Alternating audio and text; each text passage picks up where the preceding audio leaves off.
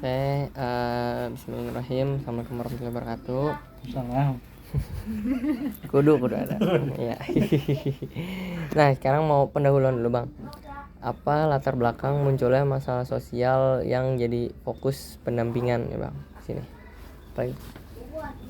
Fokus Fokus Mas. masalah sosial gitu. Fokus pendampingan gitu, masalah sosial apa? Fokus kalau untuk fokus pendampingan di PKH ini utamanya untuk merubah pola pikir perilaku terhadap penerima manfaat. Oke. Kenapa harus ada perubahan pola pikir? Karena itu kan bagian terpenting ya dalam pemecahan suatu masalah, supaya mereka tidak ketergantungan terhadap bansos. Oke. Sehingga mungkin dana bansos itu bisa mereka alihkan kepada, selain untuk sekolah, juga ada sebagian untuk dipakai untuk usaha. Sehingga tujuannya mereka nanti akan mandiri, tidak tergantung terhadap bansos. Berdaya lah ya. Iya, mereka bisa berdaya secara sosial. Siap. Kalau kan abang dari Dinsos ya lembaganya, Bang. Kementerian Sosial. Kementerian Kemensos ya kan. Kemensos ini punya data kuantitatif nggak sih, Bang? Data terstrukturnya tentang warga-warga penerima PKH ini. Untuk jumlahnya, untuk jumlah penerimanya segala macamnya, itu ada lengkap di web Kemensos juga ada berapa penerima PKH. Tapi mungkin lebih ini aja, lebih rinci aja ya, butuhnya misalkan di Kecamatan Ciputat. Kita megang datanya Kecamatan Ciputat ya. Kecamatan Ciputat itu penerima PKH itu ada sekitar 1.200-an kurang lebih. 1.200-an keluarga. 1.200 keluarga. 1.200 keluarga dihitungnya. Bukan orang ya, tapi keluarga. Lanjut ya, Bang. Gimana sih dampak masalah sosial ini terhadap masyarakat gitu, khususnya sasaran pendamping kan mereka kan yang tadi tuh yang kurang berdaya gitu, dampaknya gitu untuk mereka gitu gimana? Dampak misalnya kan mereka belum dapat bantuan nih, ya kan, itu mereka gimana dampak ke mereka ya? Ini ya, kalau untuk kita lihat dampaknya untuk mereka, yang kita lihat dampak positifnya dulu ya. Mungkin mereka pasti sangat terbantu untuk memenuhi kebutuhan hidup mereka, lalu kebutuhan sekolah anak-anak, ataupun kebutuhan gizi bahkan kebutuhan gizi mereka. Lalu ya kita juga selalu mengarahkan kepada mereka agar tadi kembali lagi untuk tidak tergantung pada bantuan sosial, karena mereka harus menggunakan bansos tersebut secara lebih efisien, lebih baik lagi lah untuk memenuhi kebutuhannya ataupun usahanya. Lalu untuk misalkan dampak negatifnya terhadap lingkungan ya, ada loh, terjadinya kecemburuan sosial antara tetangga yang satu dengan tetangga yang lain. Si ibu A dapat, si ibu A enggak, si ibu B tidak dapat, si ibu B cemburu kepada ibu A. Ketika pendamping hadir di lokasi, itu banyak sekali pertanyaan atau bahkan judgement mereka terhadap kami pendamping, karena memilih si A yang dicairkan tapi si B tidak dicairkan, padahal itu bukan wewenang kami, dari atas. Kami tidak bisa memilih, kami tidak bisa mencoret, tapi itulah yang ada di lingkungan. Banyak terjadi kecemburuan sosial, karena kan ya banyak juga yang nggak mampu itu nggak dapet gitu. Kayak sih ya, sebenarnya itu kan ini juga dilema juga dari pendampingnya, dari kitanya ya. Dari sisi administrasinya juga belum memadai. Oke, lanjut ke profil lembaga sih, Bang. Kan nama tadi dari Kemensos ya kan. Terus program-program banyak lah Kemensos. Nah, buat di P2K2 atau PKH ini apa aja fasilitas yang disediakan? Nah, dari PKH ini fasilitas yang disediakan untuk penerimaan manfaat ya. Pertama adalah pertemuan kelompok seperti yang tadi P2K2. Pertemuan kelompok yang tujuan dan fungsinya adalah untuk merubah daya pikir masyarakat, mengubah pola pikir masyarakat, karena itu adalah hal yang paling sulit dalam pengimplementasian suatu program sosial. Lalu yang kedua adalah melakukan verifikasi validasi data terhadap calon penerima bantuan sosial. Lalu yang ketiga adalah membuat KPM itu tertib administrasi. Artinya tertib administrasi itu mereka harus bersedia melaporkan, misalkan ada anak yang sudah lulus, ada anggota keluarga yang meninggal, itu harus dilaporkan. Membuat kartu keluarga baru ketika ada anak yang keluar dari kakak atau ada anggotanya yang meninggal, itu harus cepat diurus, membuat mereka sadar akan hal itu. Lalu yang keempat itu berkoordinasi dengan stakeholder tertentu seperti kelurahan, kecamatan, RT RW, dinas-dinas terkait. Lalu kita juga berkoordinasi dengan beberapa lembaga, misalkan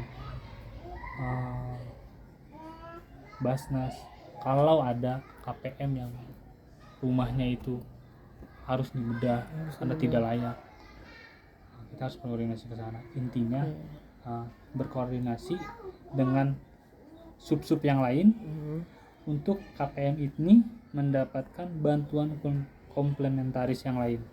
Bantuan bedah rumah, bantuan BPJS gratis, lalu ada lagi bantuan kewirausahaan. Gitu. Jadi merata lah ya, nggak cuma dari PKH nggak cuma ngasih bantuan bansos doang, tapi diolah lagi gitu. Kita juga pasti melakukan dari asesmen sampai monitoring evaluasi kita harus lakukan. Nah, kalau misalnya kriteria KPM sama alurnya itu gimana? Kalau kriteria penerima bansos ya, yang pasti harus miskin ya, miskin, penghasilan di bawah UMK. UMK atau UMP. Lalu mereka mempunyai tanggungan seperti ibu hamil, balita, anak SD, SMP, SMA, lansia, dan anak disabilitas. Nah, itu harus memenuhi semuanya atau salah satu dari itu sih untuk syarat utamanya. Dan kalau untuk apa tadi alurnya itu mereka harus terdaftar di DTKS. DTKS, data terpadu kesejahteraan sosial. Artinya kalau sudah masuk situ berarti sudah dikategorikan miskin. Nah, layak menerima bantuan gitu. Jadi nanti dari DTKS itu akan diolah pusat data di Kementerian Sosial untuk diambil diseleksi siapa aja yang berhak.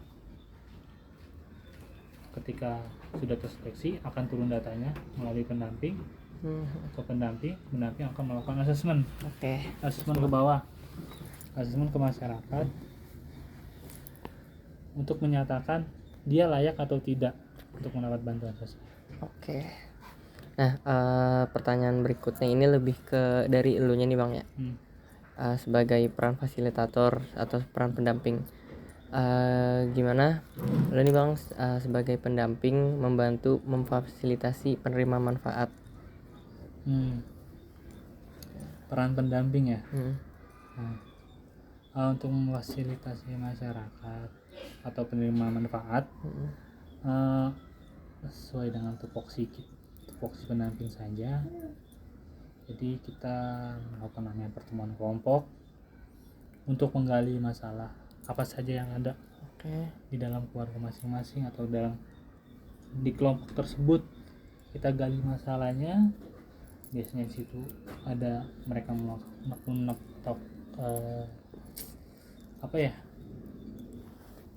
unek-unek dalam hidupnya atau keluarganya mereka kesusahan, dan hal apapun itu biasa mereka menyampaikan kepada kami untuk kami bantu menyelesaikan masalahnya, tapi kami tidak boleh menjudge mereka.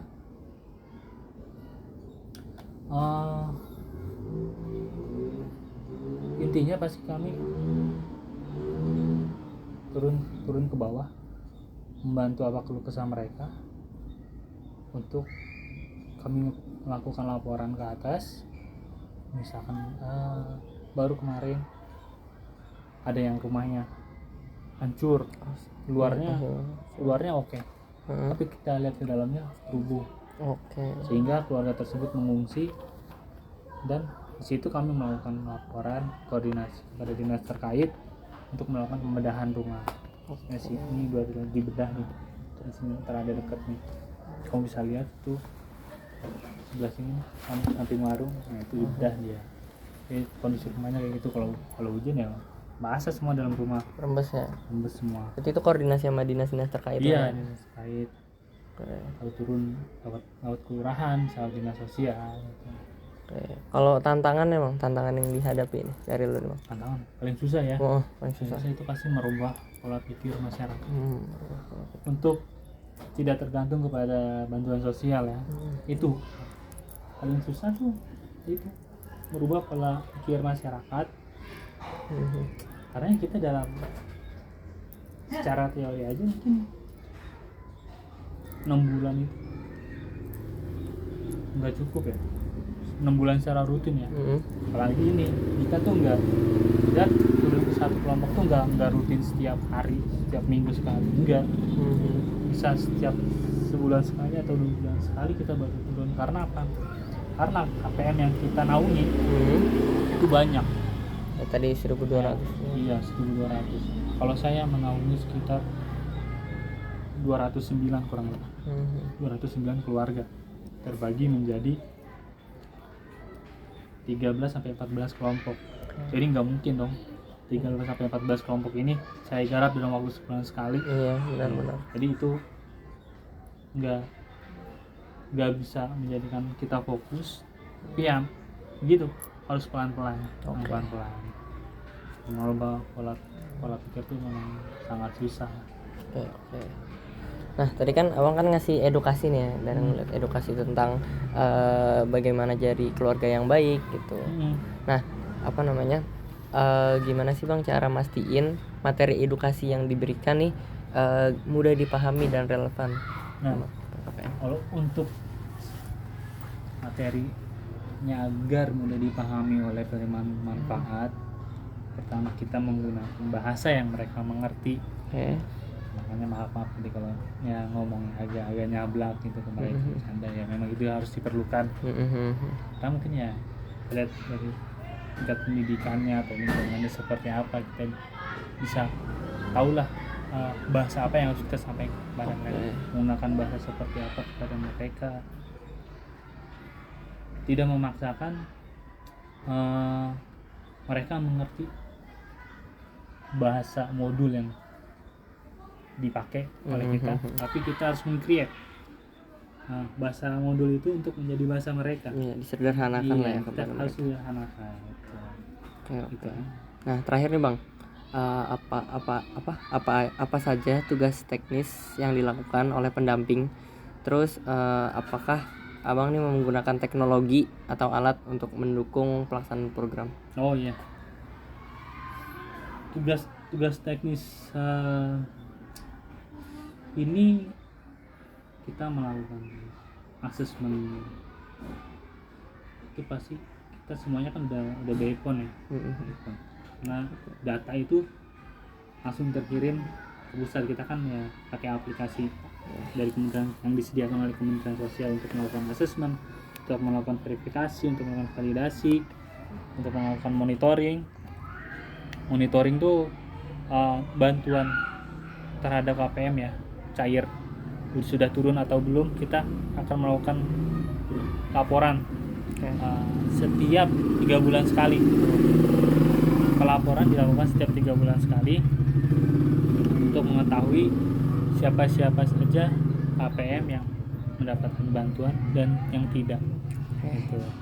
Dan dipergunakan untuk apa saja itu kita lakukan, kita monitoring. Jadi semuanya lewat handphone.